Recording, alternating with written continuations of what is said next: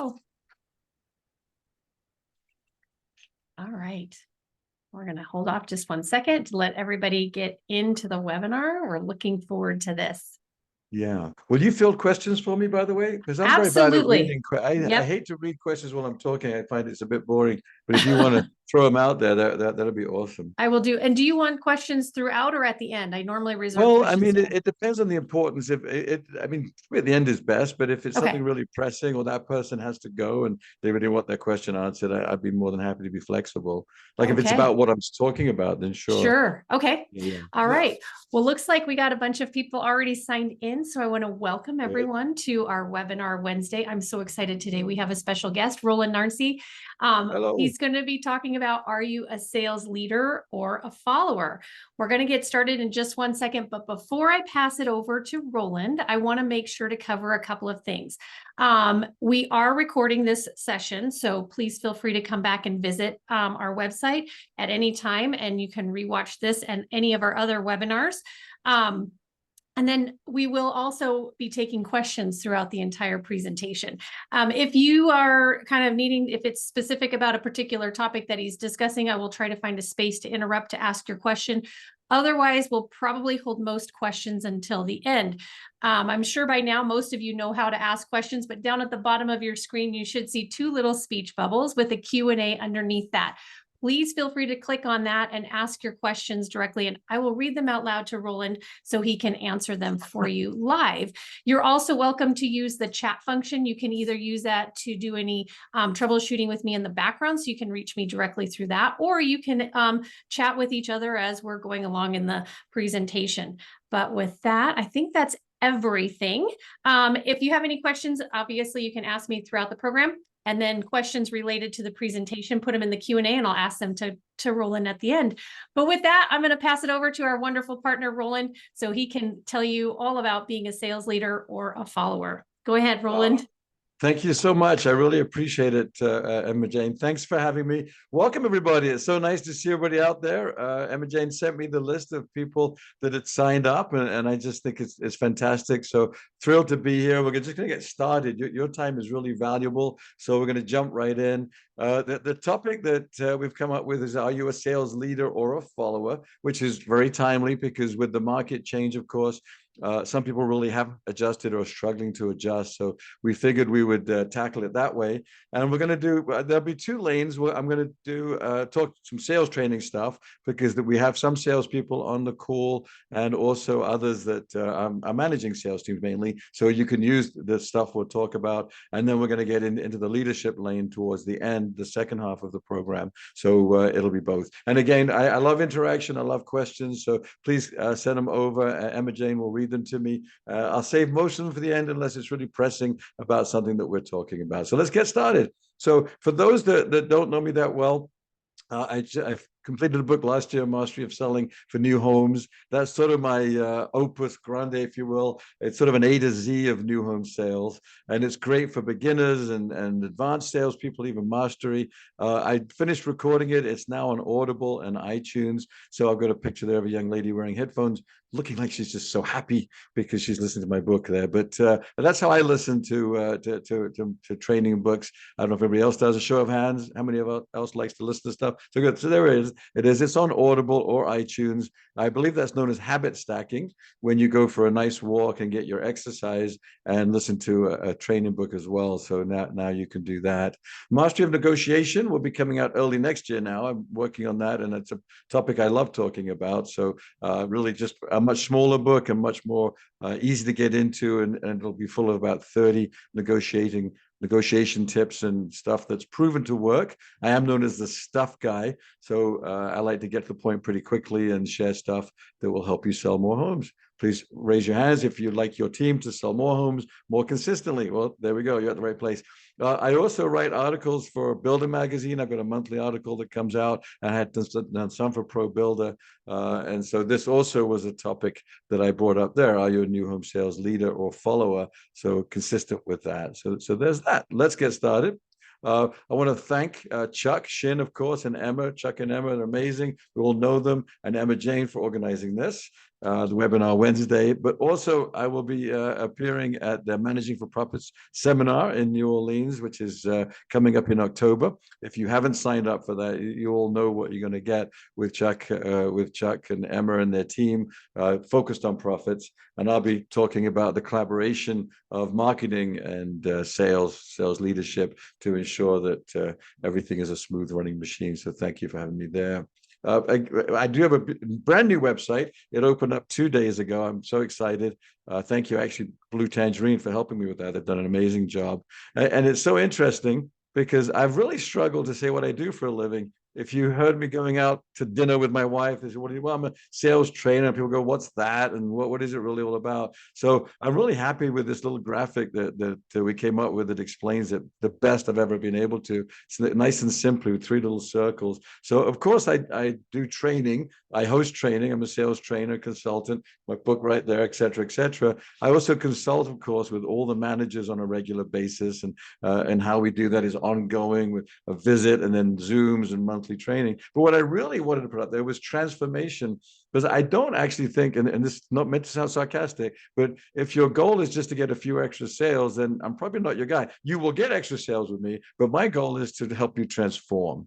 I'm looking at long-term growth and consistency. So I finally was able to express that on my website. I'm very happy where, yes, I do training. Yes, I do consulting, but the goal is transformation. It's not a mere extra sale here or there. I don't really do programs. I mean, I really try not to. It's been very rare in the many years I've been training. But my goal is to help is to go up to see you, get there, see what you really need, and help with consistent sales success, and help you build the infrastructure that's going to feed that for to get the sales machine going and keep going, the flywheel going. On my website, videos, blogs, podcasts, and lots of resources that we'll get into, like my free app for financing that you can have, and all sorts of other things. So there we go. Enough about that. I travel all around the country training on a regular basis. For those that don't know me, I work with sales teams that have 2 or 3 salespeople sometimes, and some with 50, 60. It really doesn't matter. I love getting in there and coaching, and then going back and rolling up our sleeves and role playing and working through that. There's a picture of IBS for those that are going there. I will be speaking at IBS this February, I think it is. I have 2 programs there, so I'd love to meet you in person if we haven't met already, or meet before that. So that's that. All right, finally, will you ever get to the point here? There's pictures of us with some sales teams. Those are my little funky closing chickens. There's a team in Pennsylvania, which is so cute, where we're saying, hey, don't be a chicken. You've got to ask tough questions and close sometimes. So I do try to make training not only fact-based and something you can implement, but also fun. I believe that we can have fun while we learn. Show of hands, who agrees with that? All right, good. Well, we're going to have fun today. We're going to get to some serious topics, but we will also have fun. Oh, look, there's so many pictures. All right, my family, there's my lovely wife, Svetlana. For those that haven't met her, I like to call her Sweetie because I can't say her name very well. She is from the Ukraine. We've been together, about 24 years now, so I still can't say her name properly. So Sweetie to all of our friends. My gorgeous son, Max, who's now 15, his pride and joy, which is our 1973 Mustang. So if you go on social media, you'll see me with my family, or Max and I at car shows almost every weekend. He's obsessed. And then a lovely dog, Buddy, down at the bottom. So that's me. So now you know my backstory. Let's get into the program. All right. Are we all still there? Okay, let's do it. I can take a deep breath, slow down a little bit, because this is important that we get it right. By the way, one more is that if you would like the PowerPoints, just email me and I'd be happy to send them to you. I don't feel that they're proprietary. I put a lot of effort and time into my programs, but my goal is to help you get better. My mission is to really improve the lives of all that I meet, whether you hire me or not. It'd be lovely if you do, but I still want to help you get better. So please email me for the PowerPoints. Let's get going. So the first lane is salespeople. We know what happened from March last year to July of this year. The Fed increased rates 11 times. They're still going to keep meddling a little bit with it. We know the reason, of course, was to stem inflation. So the rate effectively doubled from 3.5% to over 7.5%. Some of you it's closer to 8%, I believe, in some markets. So as we know, a lot of salespeople are shell shocked, and they just lack the fundamentals to sell consistently. So not to be critical, because it's just not my thing to be negative. I really don't like it. But there are many salespeople that only started during this sort of post-COVID boom, and now all of a sudden it's a completely different environment with rates back up, in the sevens, and so they don't have the skills. A lot of managers will say, my guys need to get back to the fundamentals. Like, well, who taught them those fundamentals? Because some of them are just really new. Others had the skill set, but of course those skills atrophied because the market was so easy through no fault of anybody's, right? I don't think we can blame people for that. They just didn't need to do a lot of this stuff because when rates are in the threes, you can sort of just sell very easily, as we all know. So let's fix this. Let's start to fix this today and give them the sales skills and leadership tools that they need to thrive. So there's that. So I'm going to break down for the sales part. I believe in the sales process as 3 acts, beginning, middle, and end. Act 1 is greeting, discovery, presentation, just to be clear. Sorry if that's old-fashioned, but I'm an old-fashioned guy, and everything I teach, if I haven't said, I've used myself. Almost $1 billion worth of personal sales, just both sales and sales leadership. And so I only teach what I use myself. So it is authentic. So if an essential sales path is boring, I'm sorry, but it's the fundamentals that we all grew up on, and we know it works when you work it.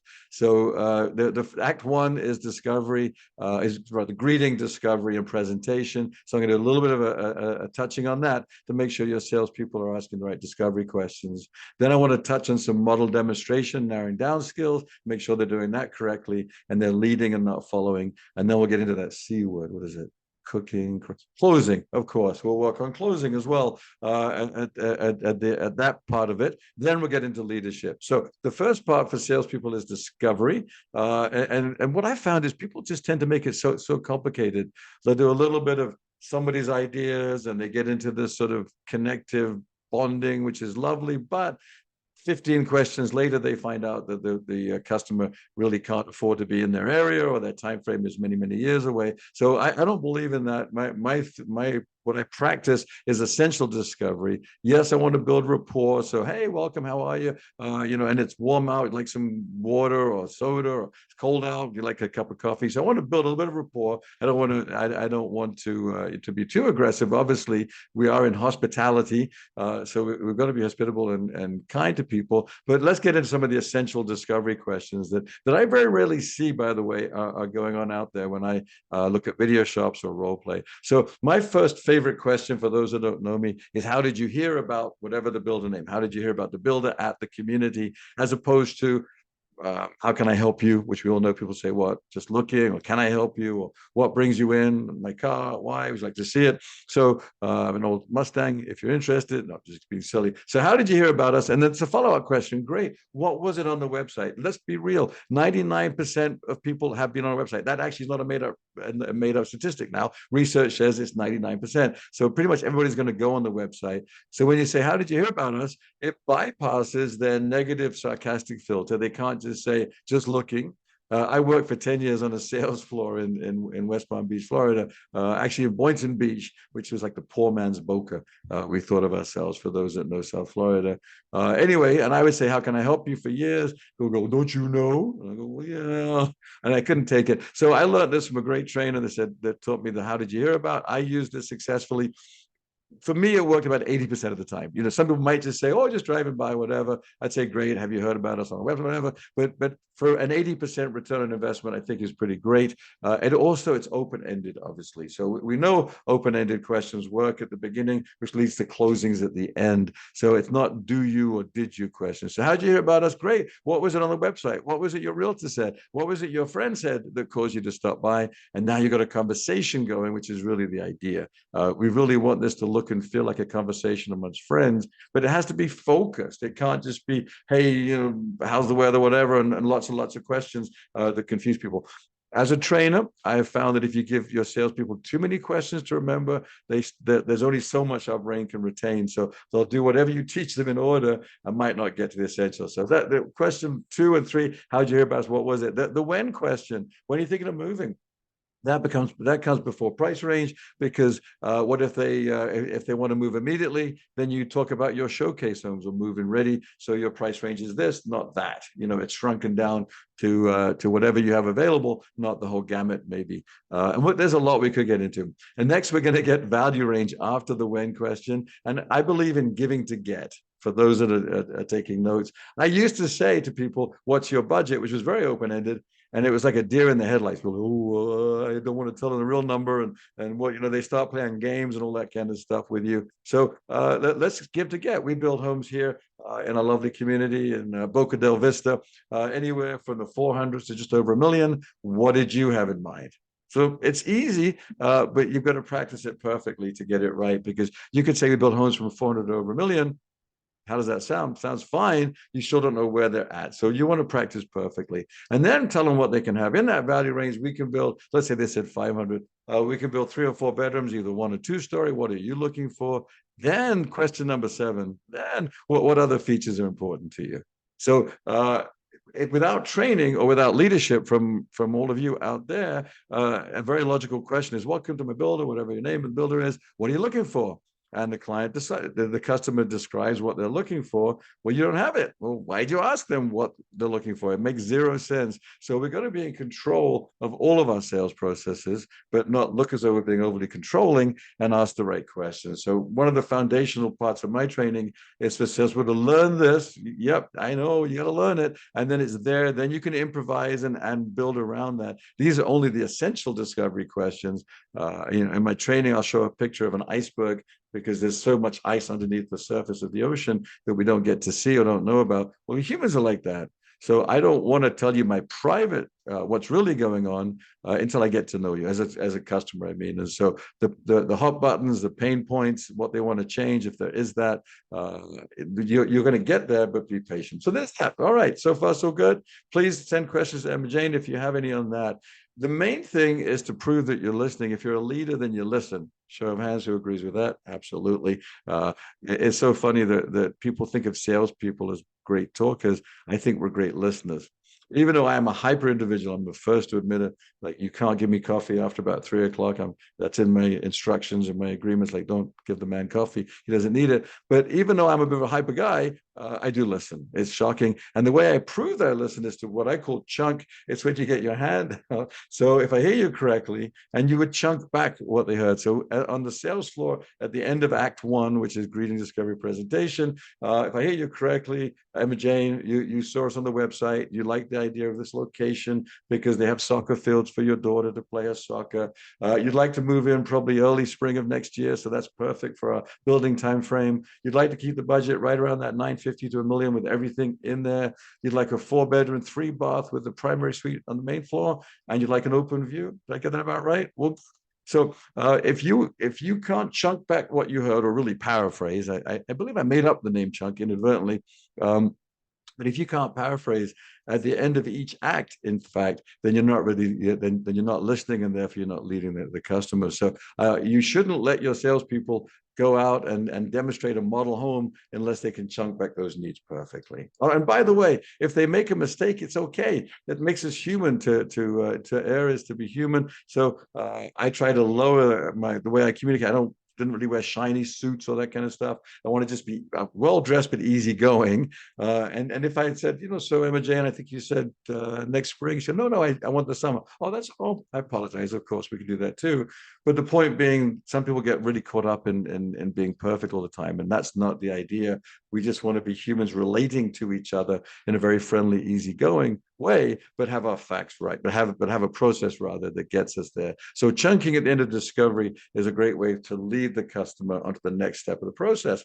All right, so far so good. So in model demonstration, look, in my training, I'll spend 2.5 hours introducing these concepts. There's about 30 of them, and then we'll role play it when I come back, and you as leaders should do the same thing. We'll get into role playing a little bit, but I picked out two processes which I think are really so key if we're going to lead our customers. The first one is to give choices, so that we're not being general. So if you want to write down the word if in wherever you've got a pen, if you're driving, don't write anything down. That would be very dangerous if you're running out for lunch right now. But if you could, the rest of you write down if and then cross it out. But if your salespeople are saying we have white or gray cabinets if you'd like, we have granite or quartz countertops if you like. If they're saying if, they aren't being specific and they're not getting a commitment. So we need to ask a direct question. So I've got on the PowerPoint here: choices equals commitments equals closings. We give the customer a choice. They give us their commitment. We'll take it to the closing table, and I'll show you what I mean. The other idea here is small decisions lead to big sales. So what we might be doing or thinking is, look, I'm not going to get specific with choices within the home. I don't know if they want to buy one from me. Yes, but when they start to fall in love with the quartz countertop and their 42-inch white cabinets and whatever else, their beautiful finishes that they're looking at. Now, buying is emotion backed by logic, correct? So they start to fall in love. So the more brave we are and the more direct we are about giving choices in a very friendly way, the more we can lead our customers on the right path. So here's an example of a sales genius. We include granite and have the luxury choice of quartz countertops. Which would you prefer? If you could write down which would you prefer, it's a phrase that makes us millions of dollars in new home sales. And then when they give you an answer, your salesperson can say, where's the effect? Great. We go back to my office. I'll be happy to make a note of that. Or let me bring that up. Make a note of that or price that out for you if you're going to do a full price out, whatever your process is. I work with as many assistants or associates that are in training that don't feel comfortable pricing things out, but they could write it out for the salesperson or sales manager. So when they get back in, they'll make an appointment and come back and present it. And none of this pricing stuff is going to be emailed unless they're out of the country and serving our country. That would be different. But anybody local, they're going to come back in for their price out and the presentation so they can fall back in love again with what they're doing. Hey, Chuck, how are you? Just saw you pop up there. How are you doing?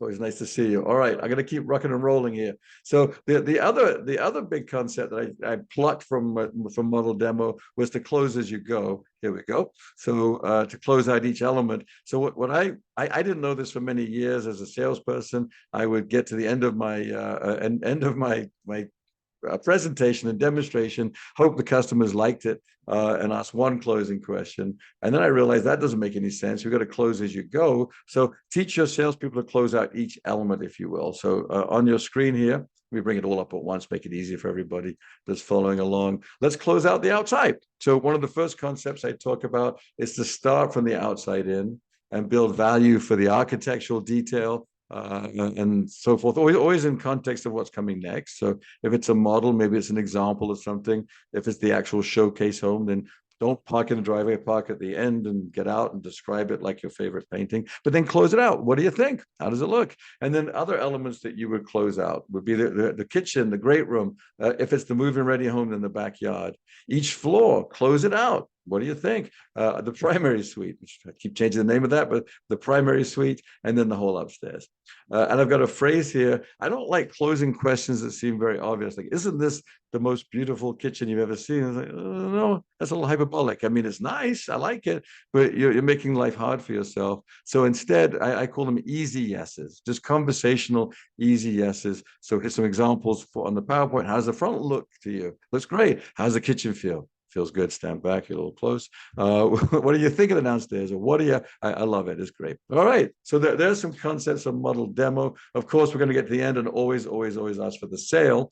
The next concept in leadership is narrowing down to one of a kind, and it's let's go.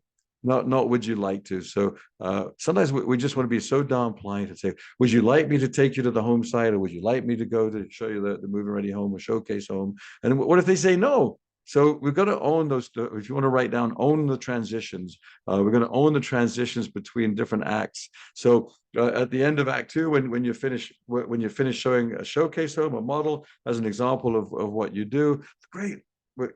Is this the type of home you like to own? Let's go look at home site. Let's go pick out a home site. Let's go look at a showcase home. Not would you like to, or did you have time to?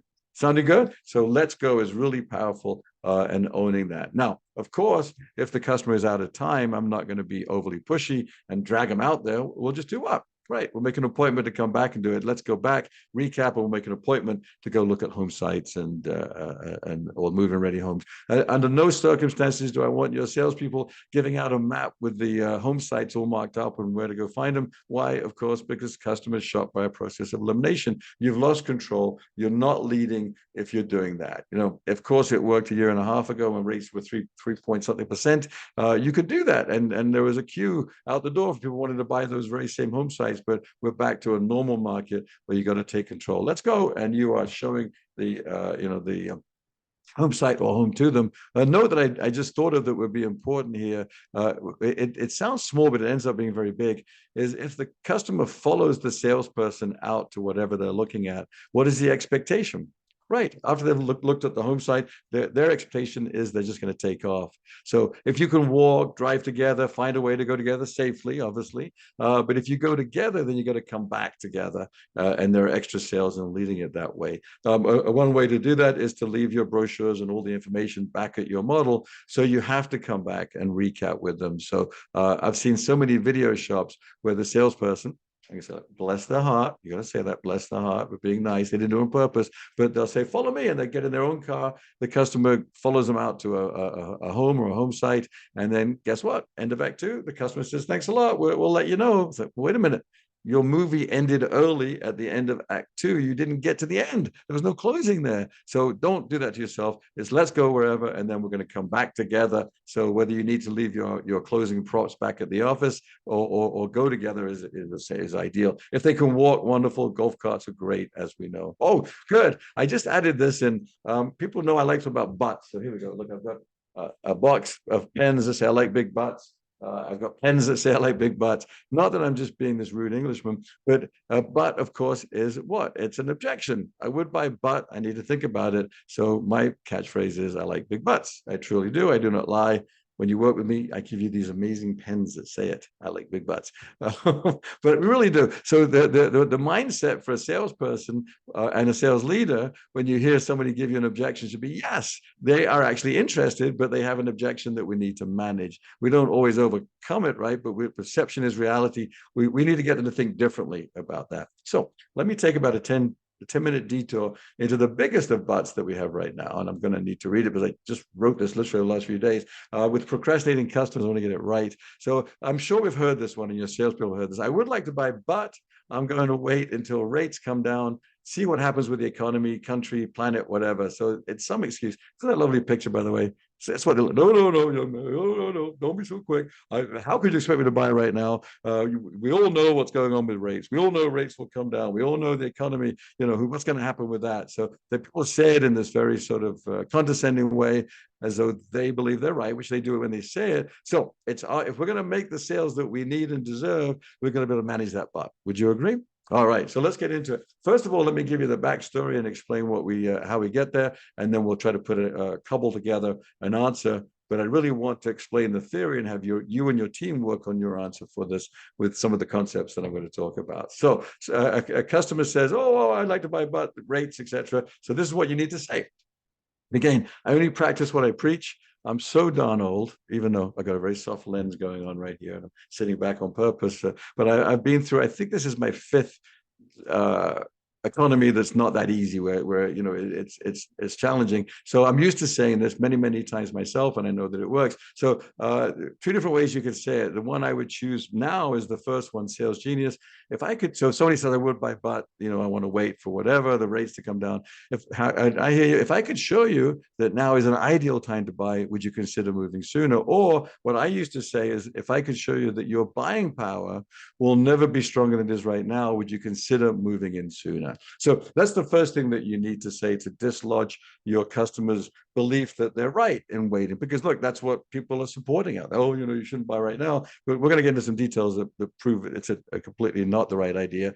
So again, either one, it's presenting a solution and presenting a maybe. Hey, if I could show you that your buying power would never be stronger than it is right now, would you consider moving sooner? Or if I could show you that now is really an ideal time to invest and move, would you consider it? Yeah, so that gets their attention. I had this happen to me when I was a salesperson. In Boynton Beach for this 10 years. I was one of 10 salespeople, by the way, on the sales floor. We sold over 2,000 homes. It was 2,200 and something homes out of this one sales office. And I got every 10th lead. It was an old fashioned kind of a setup back in the late 90s. I hadn't had a client for about 5 days. Rosalie, my delightful receptionist, called me out it was a Thursday afternoon. I hadn't had a customer since Saturday. And I came bounding out, brought them back into the area where we chatted, and I asked them when they'd like to move, and they said 5 years. I said, 5 years? Did you tell Rosalie 5 years? 5 years. But inside, I was thinking, I hate my life. I hate my job. What do I do? And then I remember this. And I said, the second one, if I could show you your buying power, nobody's showing us right now, would you consider moving sooner? They said, sure. I said, great. So then we went out, we looked at homes, came back, and I'll show you what we did in a moment. But it worked. It gets people thinking differently. So what makes this a good time for your customers potentially? So let's get into it. And I'm not being Pollyanna saying it's great. I'm just saying let's build value for why now. You know, whatever market you're in, you got to build value for why now. So Ali Wolf, I think most people love Ali. She's an amazing economist, works for Zonda, but advises NEHB all the time. She said we're at the halfway mark for 2023. Objectively, in the housing recession, let me read it. In the new home space is over. Home sales are rising, housing starts are rising, and home prices are rising again. Now, I know this is all very regional, by the way. I've got folks all across the country on this webinar. So some of you, it's much easier, you know, in the South, for example. Other markets are much harder. So I understand that. But let's get into building a case for why now.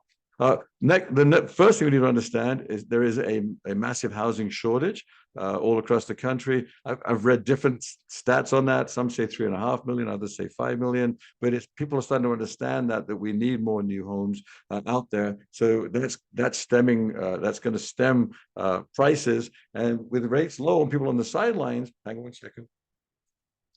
Imagine what's going to happen when rates do go down a year and a half from now. People will be back begging to buy homes again. So those that invested now will be sitting pretty, having bought at the right time.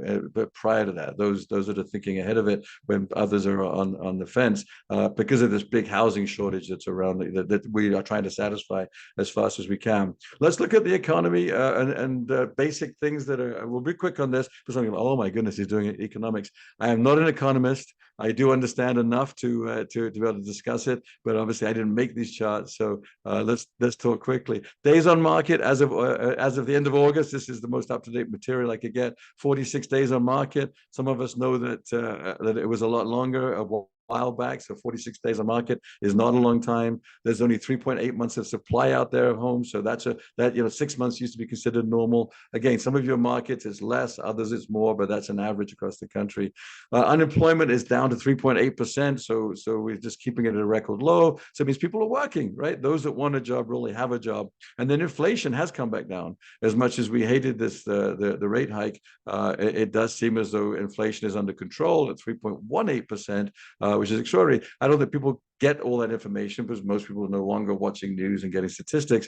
But we have to lead when people come into our offices, and we'll put this together in a cogent way, but help them understand that now could be a great time to buy because of all these economic factors. If they're selling a home, market time is so short, and others, you know, we'll get into the benefits, but others might not be buying, and builders are really working hard to satisfy their buyers now. So let's look at this. If they were here a couple of years ago, as much as it was booming, we had massive price increases. We all know this.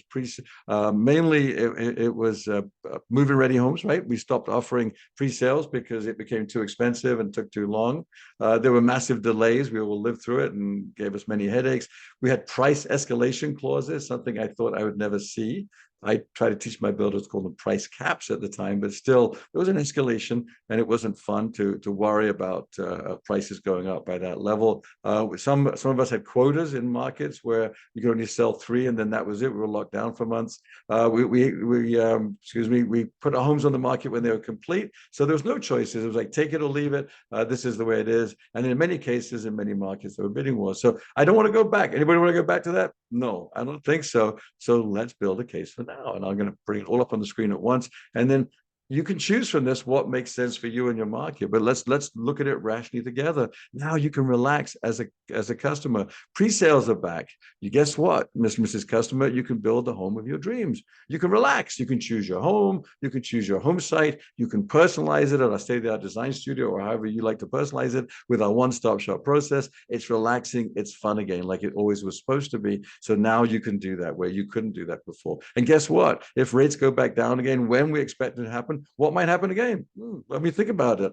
It might be a frenzy again. So let's get in now. You can lock in prices. You've got peace of mind knowing that you can budget something. You have a normal time frame, whatever it is. And I think sometimes we get overly embarrassed that maybe it used to take us 6 months. It went to a year, and now we're back to 8 or 9 months. So what? 8 or 9 months is great for people to get their dream home, or a year, whatever it is. Don't understate it in a sense of embarrassment. You want to undercommit and overperform. Just be candid, because you're satisfying people's dreams. It's aspirational to own a brand new home. It's something that most of us dream about doing at least once in our lifetime. So we shouldn't be apologetic that, hey, you can design, you can personalize your home, and this is the time frame to do it. Improve quality, right? Let's be candid. Quality really suffered. It's coming back again now in leaps and bounds. So we can be proud of the quality of their brand new home. In some cases, builders I work with anyway, and at any given time, I've got about 30 builders that I work with on a regular coaching and consulting basis. But they've increased the included features. They decided that instead of giving incentives and lowering prices, we would just add more to the home. So now there are more luxury finishes,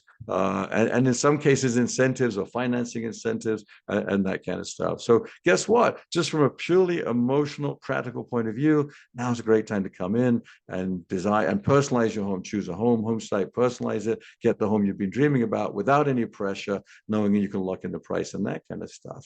Let's look at the let's add in that economic data that we talked about. And guess what? There's a shortage of homes, so you're going to be in really a good spot if you're one of those people that invest now. Of course, we can talk financing and understand that. So maybe that's well, not maybe. 1 second again, excuse me.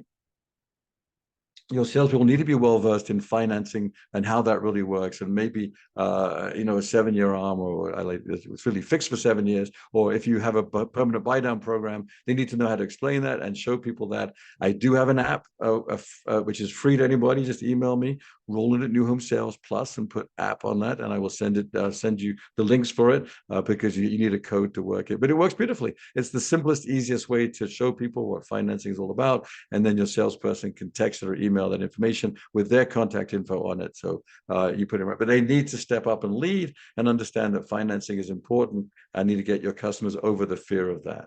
Comparing rates now, what a 7-year adjustable will do, and how much that can save them, all that kind of stuff is important. And then what you want to do is craft an answer. I want to be quick. Let me see, because I want to get to the leadership part, which we will. But this is just how I speak. I write how I speak, as you may have noticed, from England originally. So I've got my weird way of speaking. But I want the concepts to be out there, and then you and your team to craft an answer that's comfortable. So here's what I would say. Our home owners feel, that now is an ideal time to invest in their brand new home. Unlike last year, they love that they can choose the home of their dreams, their favorite home site, and then personalize their homes at our state-of-the-art design studio. They also love that we're including more quality features in our homes than ever before, and even have a special limited time incentive for moving forward this month. Sound good? And then if you want to go further with the economy in that part, put it in brackets. It's up to you. Parentheses.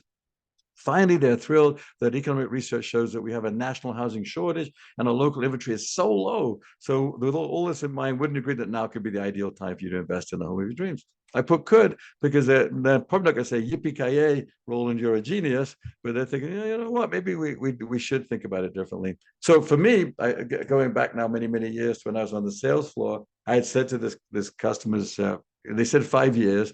I said, how did you arrive at that? They said, well, we're going to sell our home we're going to retire in 5 years. It was an active adult community.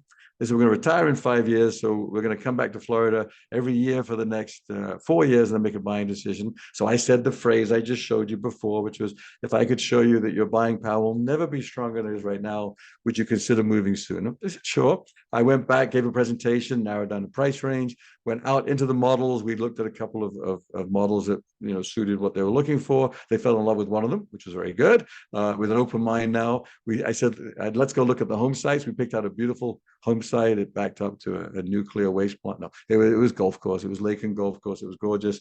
I closed them on it. So let's go ahead. They said, well, remember you said buying power in 5 years. All right, let's go back and recap. So we went back. I recapped, and then I showed them. buying now. You can start that new lifestyle now. You can make friends now. We won't be here. This neighborhood would be easily sold out. And then let's look at locking in the price and the investment, and look at rates and what could happen, and letting go of that old resale, that used house. You might like it, but it's expensive to run a big house up north. So let go of that, get a brand new home, et cetera, et cetera. I put that all in writing. We talked about it. They said they asked again. They said they wanted a couple of days to think about it. I made an appointment for the Saturday because this was a Thursday. They came back on the Saturday and they bought, oh, thank you very much. So I couldn't afford to give up on them because it was a bad economy at the time, as I went through so many of them. But you need to try everything. You need to lead the customer forward. So I bet you, I would imagine there's a lot of customers that are saying to yourselves, well, we'll just come back when rates are low. And yourselves, okay, great, fine. Thank you. I'll see you in a year and a half. Not good enough. We're going to lead. We're going to challenge people's perception of why that's not a good idea. Sound good? All right, let's keep going. Hopefully you get some good stuff to take back to your sales teams to work on.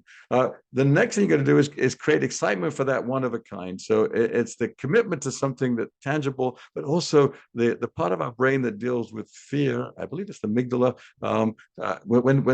When your customers actually experience a home site or they're moving ready home, now there's a fear of losing something they love. So sometimes we'll believe the sales pitch. I'm just looking, say, okay, I hear you, but you do like this. So let's go look at some home sites, just give you an idea and show the home site. So let's get back to that and make sure that we do it. The goal on the first visit, 80 to 90% is a wonderful goal. Cite them and write them.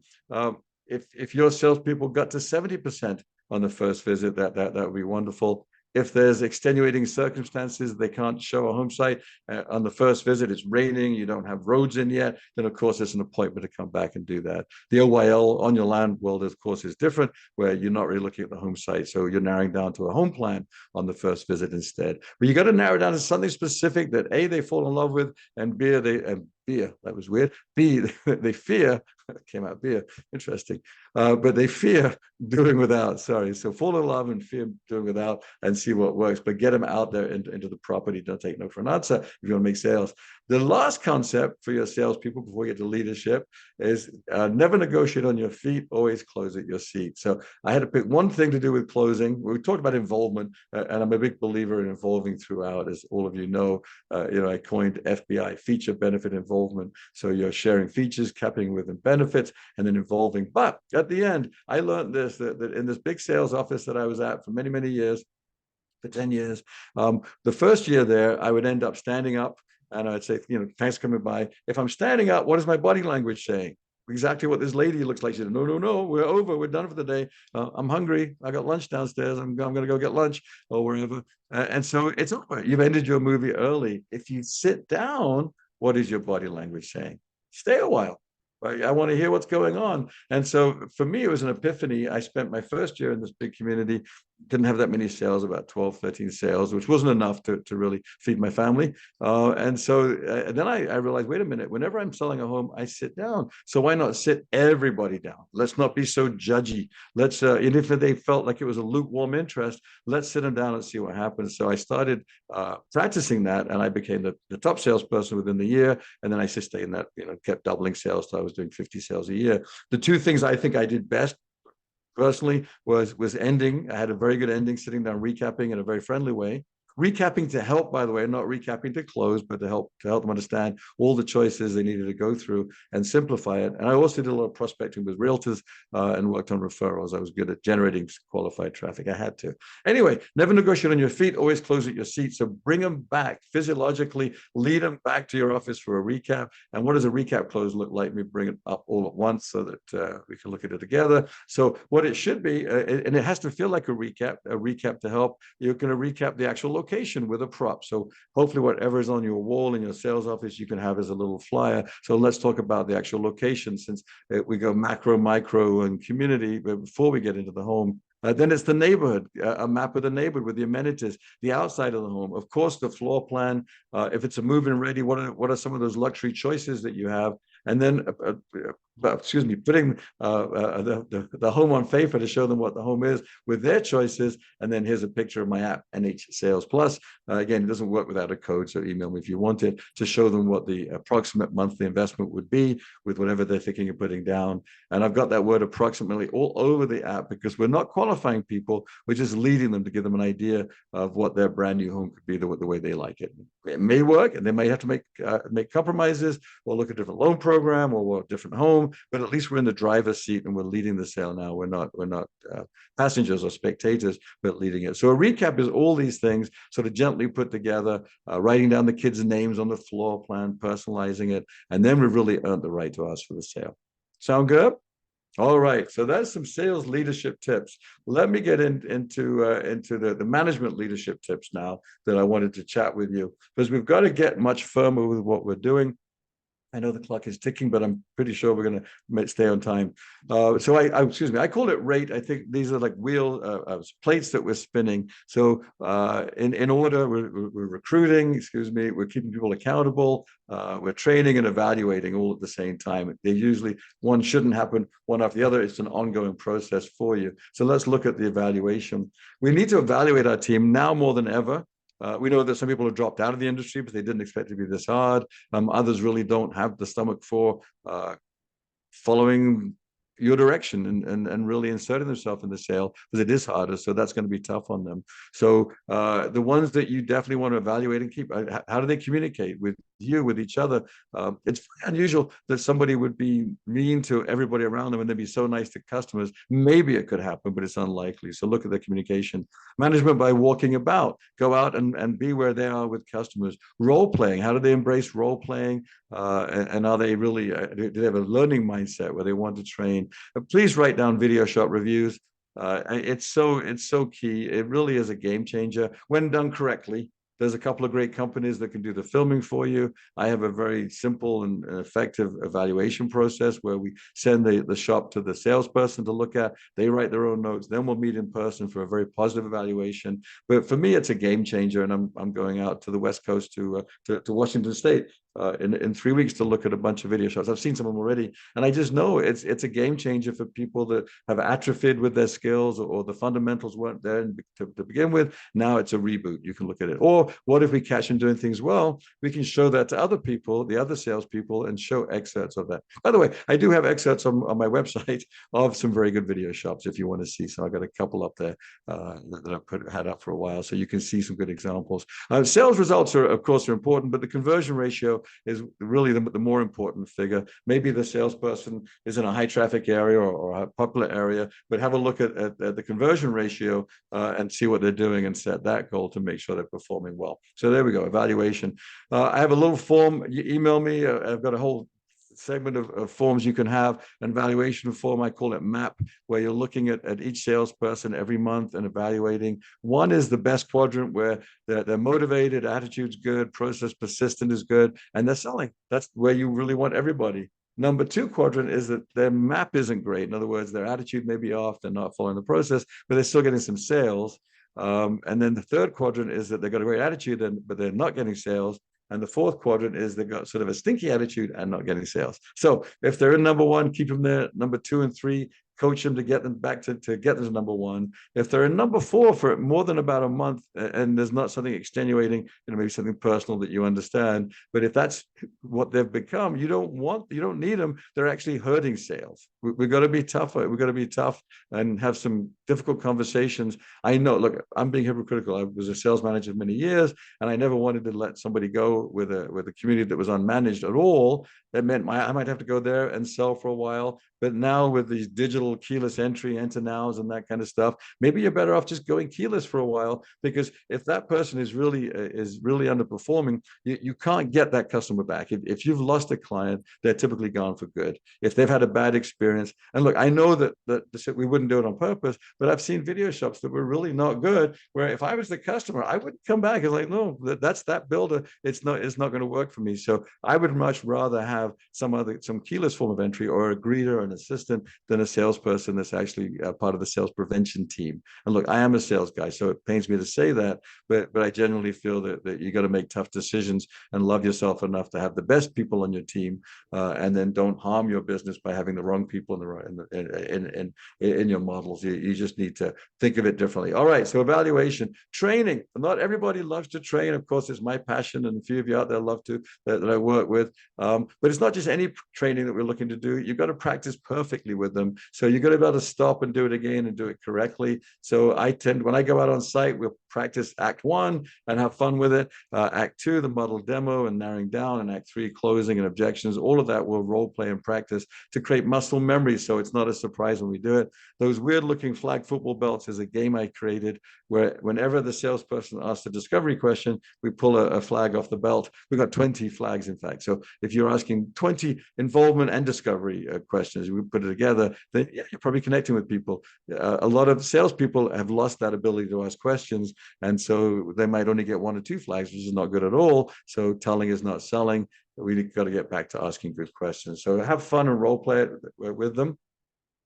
I put this quote up here that new home sales training isn't compulsory nor is survival, which is my very harsh adaptation of William Deming's quote. But I just don't think we have a choice anymore. Thank goodness. You got to get back to training. You got to get back to role playing and making sure that you have a well-trained team that's learning and curious all the time. Look, I listen to books on tape literally every day. I go out and it's called habit stacking, as according to James Clear in Atomic Habits. But I'm always looking to grow and be better at what I do. And so are you, I'm sure. And your salespeople should have that mindset that they're always learning, always growing. Well, you're their leader.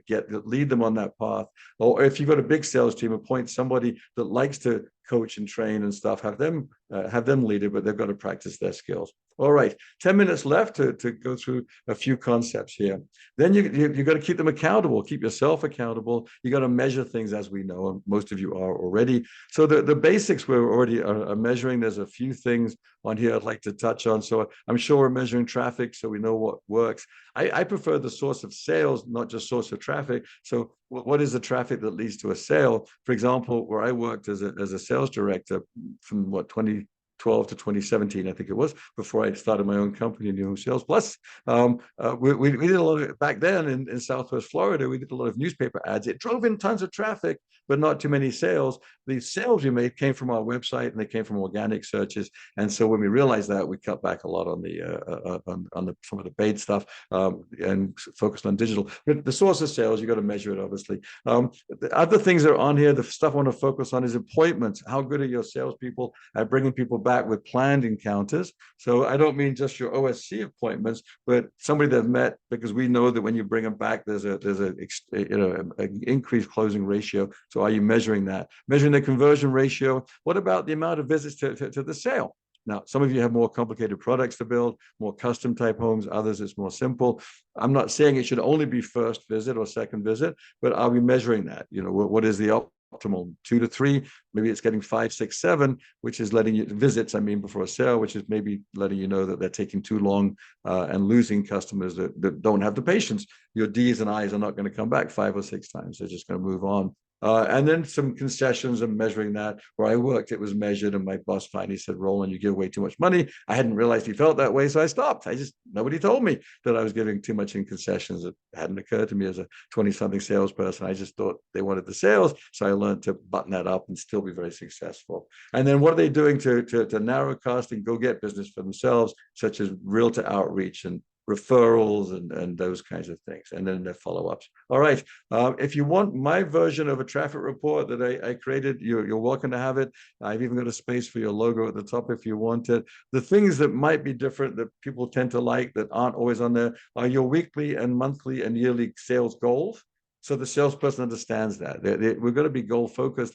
They might be thinking of having a great year, but you're behind in sales, but they don't know that. And not to put pressure on them, but let's focus on what you want the goal to be. Source of traffic is pretty typical. What I like that I have on here is the upcoming appointments it's a great leading indicator. So every Sunday night or Monday, when you get your traffic report back from your salesperson, you can look at what they have in appointments. If they don't have appointments for the next week or two, that's a bad sign, right? We need to fix that and make sure they're going into the CRM and getting appointments and making appointments while customers are still in front of them. And then the top prospects, you can have a separate form and go in more detail. I like to do that, but at the same time, having a look at where their appointments and prospects and what are we doing to move that forward. I firmly believe in hiring for potential. So some salespeople don't know what to do next. So it's your job as a leader to sit down with them on a regular basis, not in the sales meeting. It should be a separate meeting to do coaching and hot prospects and really go through that and come up with a strategy in writing for them. Have them send you an email with bullet points of what they believe that you're talking about and make sure it's the right strategy. I'm a big fan of visualization. And so whenever I have an appointment, I visualize every little detail, work my way backwards and make sure I'm prepared with the props and adjusting for personality and objections. So your salespeople should be doing the same.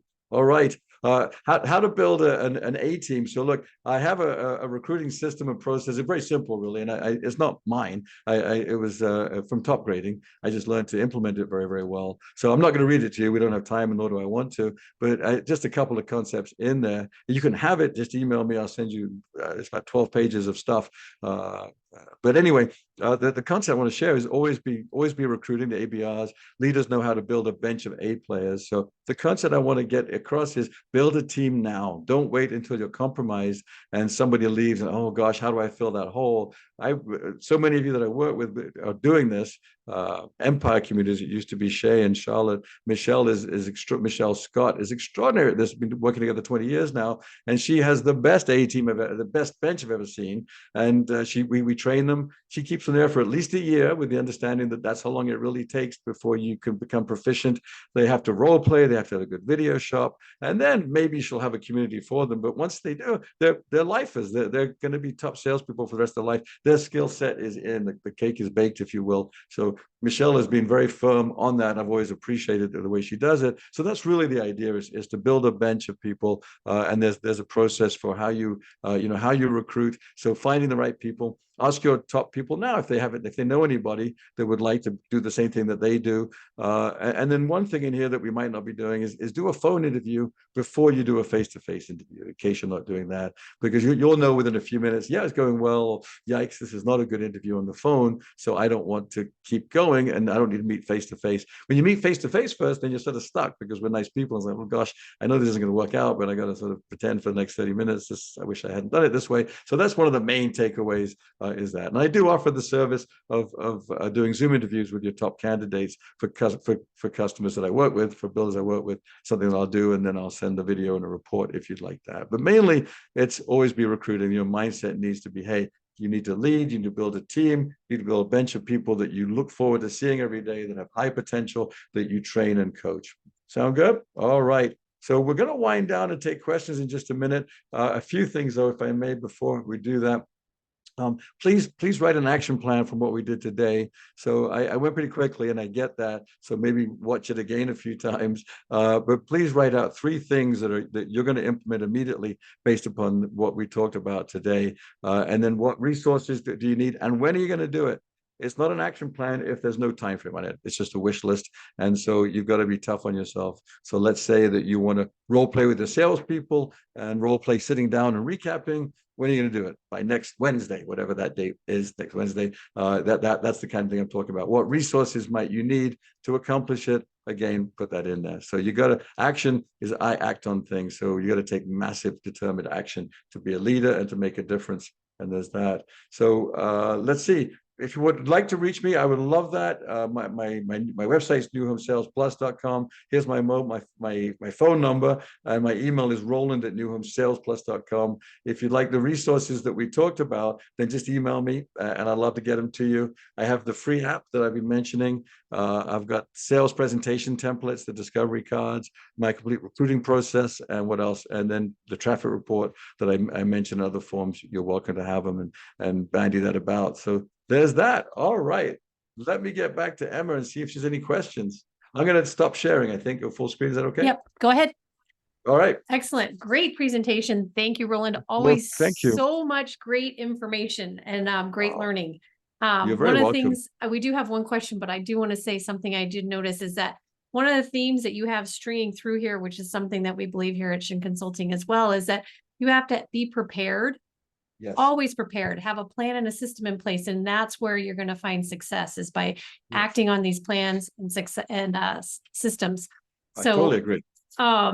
Yeah. Andrew has a question for you. He wants to know if you can explain the best ways to make realtor connections and how you go about the aspect of generating sales. Oh, well, lovely. It's what I've done. I did it for, I sound like grandpa. I did it for 10 years, but I really had to because I was one of 10 salespeople. So yeah, what you want to do, Andrew, is it? Yes. Good. What you want to do is create your realtor farm base. So identify the offices that you want to go and talk to. There's two ways to do it. I've done both. One is the whole office, or maybe individual people that are selling in around your area that might have prospects for you, and then put some flyers together, some information, and go visit with them and invite them to come out and for a presentation at your model. Does Andrew have a model? Do we know? Did he invite realtors out too? Andrew, do you have a model? I can allow him to talk if you'd like. Yeah, that'd be perfect. All right. And invite them out. What I think is most effective is to have them come to you and do a broker presentation. Where I work for as a manager recently, we did group meetings, which were effective, which were good and fun, but the price range was so high that they didn't have real buyers for us. So then we got more granular and we did research into the top agents in the $1 million plus range. We were selling up to 10 million. And we actually identified the top 30 agents in that price range. And then we took them gifts and we started to wine and dine them and got them coming to see us. So either one works, either the whole office but it's got to be consistent, Andrew. It's got to be on a monthly basis. It can't be one time. So let's see, Andrew Vitale. He says, he said he's available to speak if you'd like to speak, Andrew. Yeah, of course. He said I'm about to start in a new home sales in the next month or so, and I don't have a model yet. So. Oh, okay. So it's perfect timing just to identify the real estate offices, go out and meet them. Most people don't really congregate in offices anymore. So put something together, and then the idea is to form a database, or put their emails into your database, and invite them out. When you do have a model, Andrew, bring them out for a breakfast. I'm not a big party guy in the evening. They don't want to come to that. And if you don't have shrimp, they won't come anyway, just to get it silly. But breakfast, you can go to Panera and get, I've wined and dined 20 realtors for like $150 for breakfast. They show up, they love it, and then you get to chat with them. And then talk about you and the connectedness with you. The product, that's part of it, but how they get to work with you, how easy it is to show homes, that kind of stuff. Does that help, Andrew? Is that helpful? And if he wants to email me later, I'll be happy to chat with him in more detail, by the way. Excellent. And he did ask for your presentation, so we will be sending. Okay, good. Good job, Andrew. And Andrew did say yes. Thank you very much. Oh, you're welcome. So pop me an email, and I can always chat with more time. But I want to make sure you do it correctly. Yeah. Excellent. Any other questions? That was it for right now. Oh, good. All right. I'm surprised. I know you must have done a great job. I think everything you talked about was very in depth, and I think it was fantastic. Oh, good. Well, I appreciate that. Is there going to be a rerun? Can people watch it again? Yes. How does that work? You can watch this. It'll be available on our website tomorrow. You'll have a link to the website where we have all of our webinars on there, or replay webinars on there. So you can just click on the link and rewatch the link. And also don't forget, you can see Roland live at our Managing for Profit seminar in October in New Orleans. Chuck and Emma will be there. They are limiting their travel, but they said if it's in New Orleans, they're definitely going to go. So Chuck and Emma will be at Managing for Profit, as well as our other team members, Jim and Ed, and Kim will be there as well. I'll be there even too for a little bit. So good. Oh, we do have one more question. I recently started a new home sales consultant, and my biggest hurdle is lead generation and separating newer realtors from top producers. How can I be more effective in getting in the circles of top producers that have bigger client pools? Yeah, this is interesting. We should do one next time on realtors and how to get in front of them. What is this person's name? This is Chase. Chase, hey Chase. Yeah, it's also a very good question. There are that you need to do some work. So spend a day doing research on the right realtors. So there's different test to the realtors that have listings in your area, realtors that work with buyers. You can look up the statistics or get help on that. People that have buyers in your area that are coming out there, buyers agents, people that work on a team that are buyers agents. And then also, if you're in a higher value range, identify, have a look at sales statistics, which is what we did where I worked in Sarasota for this the top builder, building homes from a couple millions over 10. We looked at sales volume. So maybe they did 10 million and somebody might have 50 sales versus somebody that only had like 8 or 9 sales. Well, they were selling in our price range. So we identified the kinds of agents that were already in that market. And we quite literally, we sent them a handwritten card and we put a little gift basket in it. We put gift baskets together, hand delivered them.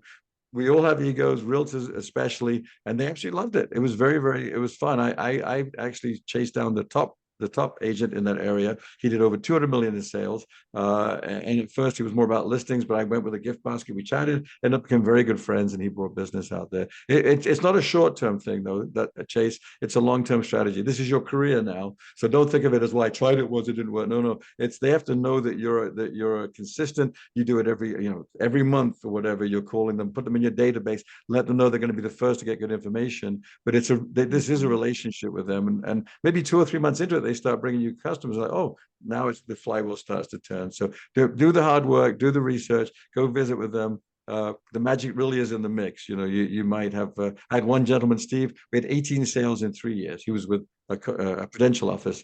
And so it just go at it. You'll create your own luck. Hey, Roland, this is Chuck. Yes. Hey, Chuck. A couple of things. One of the things, if you're a new home salesperson, what I'd like to do is become somebody on auto dial for the top realtors in the marketplace. So if they got somebody, yes, the first people they call, if they're looking for a home, is me. Yes. I need to figure out who those people are and how do I get to be on the top of their auto dial coming back. The other thing is, for like you in South Florida, there are realtors that specialize in reload. Right. And if I'm selling in the $500,000, $2 million price range, I want to know who the realtors are that are the reload realtors that are getting the people that are coming from St. Louis, Chicago, into Naples. Those are my hot prospects for the realtors. And many of the people that are on the call are dealing in areas that are growth areas. Right. Very where smart. they're getting the people coming in and they're hooking up with a realtor before they come into market. I want to know who those realtors are. Right. Well, and that's a perfect point, Chuck. And really, realtors congregate. I mean, I've been a realtor for more than 40 years. I'm still licensed. No, it is going to be 40 years. Sorry, not quite that old. It's 40 years next year. Woof. Anyway, but I don't congregate here. But realtors congregate at the board of realtors. In most markets, there's an active board of realtors. There was in Sarasota. So we put on our T-shirts with our company name and went to every meeting we could. We got on boards, the education committees and all that kind. We volunteered for the golf charity tournaments and stuff. It's not who you know, but who knows you. So if Chase and Andrew, I think, are the two people that are, hey, I want to go get realtors. Brilliant idea. It's not that hard. It really isn't. You just got to go out and meet them where they're at as well. And then they'll associate you as the nice, friendly new home salespeople in their marketplace. And then, as Chuck said, just stay top of mind. So they're the first ones you think about. It's ongoing. So you'll update them with new homes and new stuff and create a database for yourself of followers. You really don't need that many. If you had 12 offices, that's one a month. You do a presentation and rotate that and keep it going. 15, 20 top realtors that really love you and feed you and think you're great. They'll feed you rather by bringing you customers. So you don't have to get the whole world. You just need the right ones. Absolutely. Well, Chase said, thank you very much. That helps. Welcome, and Chase. He said, great mindset. So there we go. Good. Yeah. Okay. It's all about how you're thinking and processing the information and how you're presenting yourself. That makes a big difference too. Definitely. Definitely. Well, excellent.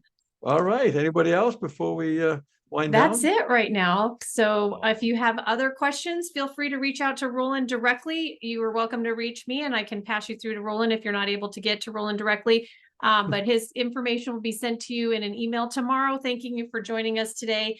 And if you need anything else, feel free to reach out. Thank you all so much for coming to join us today. Thank you, Roland. Always a pleasure. Looking Thank you, forward to Roland. seeing you in New Orleans. Thank you, Chuck. Thank you. I really appreciate you both. You do a great job. Thank you. Bye-bye.